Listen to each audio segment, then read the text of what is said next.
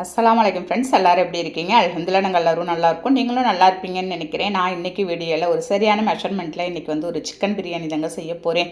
நம்ம வடித்து சாதத்தை எடுத்து நம்ம வந்து சிக்கன் பிரியாணி செஞ்சு பார்க்கலாம். இன்றைக்கி வந்து அவ்வளோ அருமையான சூப்பரான டேஸ்ட்டில் இருக்குங்க. பர்ஃபெக்டாக உங்களுக்கு வந்து வரும். நான் சொல்கிற மெத்தடில் நீங்கள் ட்ரை பண்ணி பாருங்கள். இப்போ அதுக்கு வந்து ஃபஸ்ட்டு தேவையான மசாலா வந்து நம்ம வந்து ரெடி பண்ணிடலாம். ஒரு மிக்ஸி ஜாரில் ஒரு ஸ்பூன் அளவுக்கு நம்ம வந்து சோம்பு சேர்த்துக்கலாம். ஒரு 3/4 ஸ்பூன் அளவுக்கு ஜீரகம் சேர்த்துக்கிறேன். பட்டை, கிராம்பு, ஏலக்காய், முந்திரி பருப்பு ஒரு 10 இருக்குங்க. எல்லாத்தையும் உடச்சி நான் வந்து எடுத்து வச்சுருக்கேன். அதில் எல்லாத்தையும் நம்ம வந்து சேர்த்துடலாங்க. ஒரு பட்டை பெரிய பட்டையாக உடச்சி சேர்த்துருக்கேன். ஒரு 5 ஏலக்காய், ஒரு 6 கிராம்பு சேர்த்துருக்கேன். ஒரு 10 முந்திரி பயிறு நம்ம உடச்சி சேர்த்துருக்கேன். சேர்த்துட்டு இந்த மாதிரி கொஞ்சம் க்ரஷ்ஷாகவே நீங்கள் வந்து அரைச்சி எடுத்துகிட்டு வந்துடலாம். பாருங்கள், நம்ம அரைச்சதும் இந்த மாதிரி தான் இருக்கும். இதை அப்படியே எடுத்து வச்சிடலாம். இப்போ வந்து அதுக்கு தேவையான இஞ்சி பூண்டு பேஸ்ட்டு வந்து அரைச்சிடலாம். 1 கிலோவுக்கு நான் வந்து செய்ய போகிறேங்க. அதுக்கு வந்து ஒரு 50 கிராம் இஞ்சி சேர்த்துக்கலாம். பூண்டு வந்து கொஞ்சம் 50 கிராம் வரை கொஞ்சம் கூடுதலாக இருந்தால் நமக்கு டேஸ்ட்டாக இருக்கும். பாருங்கள், இந்த மாதிரி நல்லா அரைச்சி எடுத்துகிட்டு வந்துடலாங்க. இது அப்படியே இருக்கட்டும். இப்போ ரைஸ் வந்து 1 கிலோ எடுத்து நான் ஒரு 10 நிமிஷத்துக்கு முன்னாடியே நான் வந்து ஒரு பாசுமதி ரைஸ் ஊற வச்சு எடுத்து வச்சுருந்தேன். நம்ம ஊற வச்சுட்டு நம்ம வந்து வடிக்கும்போது உங்களுக்கு சாஃப்டாக இருக்கும் நல்லா ரைஸு. பாருங்கள், நல்லா 2-3 தண்ணி ஊற்றி அலசி க்ளீன் பண்ணி எடுத்துகிட்டு வந்துட்டேன். இப்போ தண்ணியை நல்லா நான் வந்து ஒரு பாத்திரத்தில் சேர்த்து நான் வந்து கொதிக்க வச்சுருக்கேன். இப்போ நான் ஊற வச்சுருந்த ரைஸ் எடுத்து நம்ம அதோடு சேர்த்துடலாங்க. சேர்த்துட்டு தேவையான அளவு கொஞ்சமாக நம்ம வந்து உப்பு சேர்த்து நல்லா ரைஸை வந்து வேக வச்சிடலாம். ஃபஸ்ட்டு உங்களுக்கு ரைஸ் வந்து ஒரு 90% நமக்கு வெந்து வரணும்.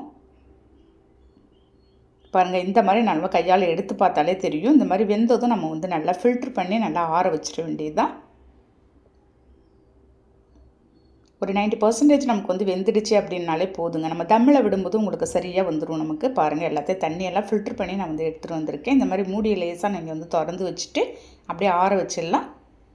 இப்போ வந்து நம்ம பிரியாணி ரெடி பண்ணிடலாங்க. ஒரு பிரியாணி பாத்திரத்தை நான் வந்து ஸ்டவ்வில் வச்சுருக்கேன். ஒரு 250 கிராம் அளவுக்கு இருக்கும் ரீஃபைண்ட் ஆயில் சேர்த்துருக்கேங்க. அந்த எண்ணெய் ஹீட் ஆகட்டும். அதுக்குள்ளே நான் வந்து சிக்கன் எல்லாத்தையும் கழுவி க்ளீன் பண்ணி 1 kg சிக்கன் நான் வந்து ரெடி பண்ணி வச்சுருக்கேன். இப்போ நல்லா எண்ணெய் ஹீட் ஆனதும் பட்டை, கிராம்பு, ஏலக்காய் சேர்த்துக்கலாம். பட்டை வந்து ஒரு பெரிய பட்டையாக நான் வந்து உடச்சி சேர்த்துருக்கேன். ஒரு 3 ஏலக்காய் போட்டிருக்கேன். கிராம்பு வந்து ஒரு 5 சேர்த்துருக்கேங்க. சேர்த்துட்டு நல்லா பொரிஞ்சதும் நம்ம வந்து ரம்ப இலை ஒன்று நறுக்கி போட்டு நல்லா வாசனை வர வரைக்கும் பொரிஞ்சதும் 1 கப்பு ஃபுல்லாக நான் வந்து வெங்காயம் சேர்த்துருக்கேன். இந்த வெங்காயம் வந்து ஒரு 250 கிராம் அளவுக்கு இருக்கும். 1 kgக்கு நீங்கள் வந்து ஒரு 250 கிராம் அளவுக்கு நீங்கள் வந்து வெங்காயம் சேருங்க, கரெக்டாக இருக்கும். பாருங்கள், வெங்காயம் வந்து நமக்கு நல்லா வதங்கி வரணுங்க. நம்ம எப்பயுமே பிரியாணி செய்யும்போது நீங்கள் வெங்காயத்தை நல்லா வதக்கி விட்டுட்டு நீங்கள் வந்து ரெடி பண்ணுங்கள். டேஸ்ட்டு நல்லா அருமையாக இருக்கும்.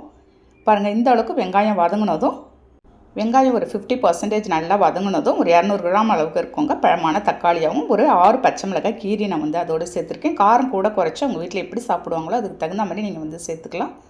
பாருங்கள், வெங்காயம் தக்காளியும் நல்லா வதங்கி வரணும். நான் ஒரு மிக்ஸ் கொடுத்துட்டு நல்லா மூடி வச்சுட்டு திரும்ப நல்லா நம்ம ஒரு மிக்ஸ் கொடுத்துடலாம்.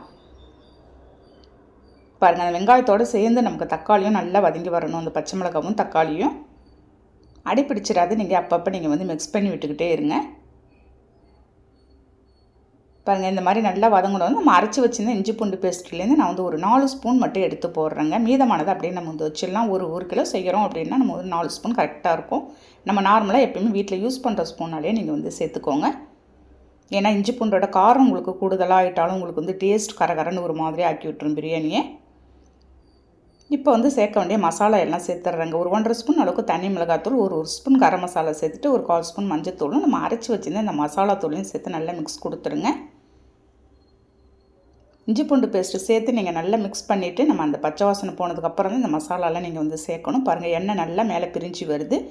இந்த அளவுக்கு மிக்ஸ் பண்ணிவிட்டு ரெடி பண்ணி வச்சுருந்த சிக்கனை எல்லாத்தையும் எடுத்து நான் அதோடு சேர்த்துட்றேன்.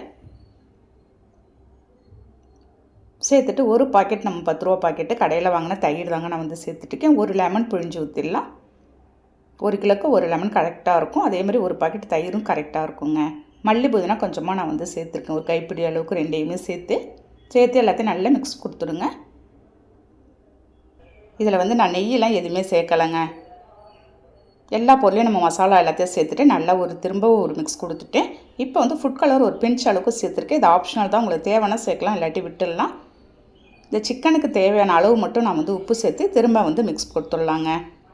ஏன்னா நம்ம ஏற்கனவே நம்ம வந்து சாதம் வடிக்கும்போது உப்பு போட்டு சேர்த்துருக்கோம். அதனால் உப்பு வந்து உங்களுக்கு கூடுதலாக ஆகிட போது நீங்கள் பார்த்து வந்து உப்பு சேர்த்துக்கோங்க. எல்லாத்தையும் கலந்து விட்டுட்டு நல்லா மூடி வச்சு திரும்ப ஒரு மிக்ஸ் கொடுங்க. நமக்கு வந்து அதே சமயம் அடி பிடிச்சிடக்கூடாது. இதில் நான் தண்ணிலாம் எதுவுமே காட்டலை. அந்த சிக்கனில் இருக்க தண்ணியே நமக்கு வந்து போதுமானதாக இருக்கும். நல்லா அதுலேயே நீங்கள் வந்து உங்களுக்கு வந்து வெந்து வந்துடுங்க. பாருங்கள், இந்த மாதிரி அடி பிடிச்சிடாத நல்லா மிக்ஸ் கொடுத்துருங்க. நல்லா அவ்வளோ ஒரு சூப்பரான டேஸ்ட்டில் இருக்கும். இந்த மெத்தடில் நீங்கள் வந்து ட்ரை பண்ணி பாருங்கள். சாதத்தை வடித்து அவ்வளோ சூப்பராக இருக்கும் தெரியுமா. திரும்பவும் இன்னொரு டைம் ஒரு 2 நிமிஷம் நல்லா வேக வச்சுறேன். ஏன்னா நமக்கு சிக்கன் வெந்து வரணும். நம்ம ரைஸ் நம்ம சேர்த்துட்டோம் அப்படின்னா உங்களுக்கு வந்து சிக்கன் வந்து வெந்து வராது. அந்த கிரேவியோடையே இந்த மாதிரி மிக்ஸ் பண்ணி விட்டுட்டே இருந்தால் ஒரு 2-3 டைம் நல்லா அந்த சிக்கன் வெந்ததுக்கப்புறம் நம்ம வந்து ரைஸை சேர்த்துட வேண்டியது தான். நீங்கள் இப்படி எடுத்து பார்த்தாலே தெரியும். சிக்கன் வந்து இப்போ வந்து ஒரு 50% தான் நமக்கு வந்து வெந்து வந்திருக்கு. இன்னொரு டைம் மிக்ஸ் பண்ணி நான் வந்து மூடி வச்சுட்டு போகிறேன். நல்லா கொஞ்சம் ஒரு 90% சிக்கன் வெந்து வந்துச்சுன்னா உங்களுக்கு சரியாக இருக்கும் நம்ம ரைஸ் சேர்த்து நம்ம வந்து மிக்ஸ் பண்ணுறதுக்கு. பாருங்கள், இந்த சமயத்தில் நல்ல சிக்கன் வெந்து வந்திருக்கும். தண்ணியெலாம் சேர்க்காது எந்த அளவுக்கு உங்களுக்கு வந்து கிரேவி வந்திருக்கு பார்த்தீங்களா. இதை வந்து கொஞ்சமாக நான் வந்து ஒரு பிளேட்டில் எடுத்து வச்சிடுறேன். பாதி அளவுக்கு சிக்கன் கிரேவியை எடுத்து வச்சுட்டு நம்ம ரைஸ் போட்டு மிக்ஸ் பண்ணலாம். நீங்கள் ஏன்னா ஒரேடியாக ரைஸ் எல்லாத்தையும் கொட்டும்போது நீங்கள் வந்து மிக்ஸ் பண்ணும்போது எல்லா சாதம் வந்து உங்களுக்கு வந்து உடஞ்சா மாதிரி ஆகிடும் இல்லையா. அதனால் நான் பாதி எடுத்து வச்சுட்டு திரும்ப வந்து இப்போ வந்து ரைஸ் போட போகிறேங்க. பாருங்கள், நம்ம வடித்து வச்சிருந்து சாதத்தை எடுத்து கொஞ்சமாக பாதி அளவு எடுத்து நல்லா மேலே போட்டு விட்டு ஒரு மிக்ஸ் கொடுத்துருங்க லேசாக.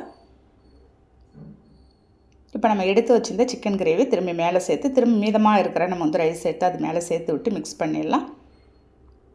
நீங்கள் இதில் தண்ணியெலாம் எதுவுமே கண்டிப்பாலும் காட்டக்கூடாது. அந்த கிரேவியோட கன்சிஸ்டன்சி நமக்கு போதுமானதாக இருக்கும். இதிலே நீங்கள் தம் விட்டுட்டிங்க அப்படின்னா சரியான கரெக்டான ஒரு பதத்துக்கு நமக்கு வந்து சாதம் வெந்து வந்துடும். அதே சமயம் நீங்கள் வந்து ரொம்பவும் போட்டு கரண்டி வச்சு மிக்ஸ் பண்ணாத அலையக்காக நீங்கள் வந்து மிக்ஸ் பண்ணி விடுங்க. இதோடு எடுத்து சாப்பிடும்போது சொல்லவே தேவையில்லைங்க, அவ்வளோ சூப்பரான டேஸ்ட்டில் இருந்துச்சு தெரியுமா. பாருங்கள், இந்த மாதிரி அந்த ரைஸோட மசாலா எல்லாம் சேர்ந்து வர மாதிரி ஒரு 2-3 டைம் நீங்கள் நல்லாவே கரண்டியால் லேசாக அலையக்க அப்படியே எடுத்து மிக்ஸ் பண்ணி விட்டுக்கிட்டே இருங்க. ஏன்னா நமக்கு சாதத்தோட அந்த மசாலா எல்லாம் மிக்ஸ் ஆகி வந்தால் தான் டேஸ்ட் உங்களுக்கு எல்லாமே நல்லா ஈக்குவலாக கரெக்டாக இருக்கும். பாருங்கள், எல்லாத்தையும் அப்படியே நான் வந்து ஒரு 5 நிமிஷம் தம்மில் விட்டுற போகிறேன். ஃப்ளேம் வந்து கம்ப்ளீட்டாக நீங்கள் வந்து சிம்மில் வச்சுட்டு மூடியை போட்டு நீங்கள் அப்படியே தம்மில் விட்டுருங்க. மேலெல்லாம் நம்ம எதுவுமே வைக்க தேவையில்லைங்க. கரெக்டாக ஒரு 5 நிமிஷம் தம் விட்டு தான் பார்த்துருக்கேன். பாருங்கள், ரைஸும் நல்லா வெந்து வந்திருக்கு. தண்ணிலாம் கொஞ்சம் கூட உங்களுக்கு இல்லை. அந்த கிரேவியோட கன்சிஸ்டன்சி எல்லாம் அந்த சாதத்தில் நமக்கு வந்து மிக்ஸ் ஆகி சூப்பரான ஒரு டேஸ்ட்டில் பிரியாணி வந்திருக்கு. ஒரு பிளேட்டில் சூடாக எடுத்து வச்சு நம்ம வந்து சாப்பிட்டு பார்க்கலாம் டேஸ்ட் எப்படி இருக்குன்னு. இதுக்கு வந்து ஆனியன் ரைத்தா மட்டும் தான் நான் வந்து செஞ்சுருக்கேங்க. இந்த சிக்கன் பிரியாணிக்கும் இந்த ஆனியனுக்கும் அவ்வளோ சூப்பரான டேஸ்ட்டில் இருக்கும். கண்டிப்பாக நீங்களும் ட்ரை பண்ணி பாருங்கள் சிக்கன் வாங்கினா. இந்த வீடியோ பிடிச்சிருக்கும்னு நினைக்கிறேன். அப்படியே பிடிச்சிருந்தா லைக் பண்ணிவிட்டு ஷேர் பண்ணுங்கள். மறக்காமல் அப்படியே சப்ஸ்கிரைப் பண்ணிவிடுங்க ஃப்ரெண்ட்ஸ். நெக்ஸ்ட் வீடியோவில் பார்க்கலாம். Okay, thank you, by.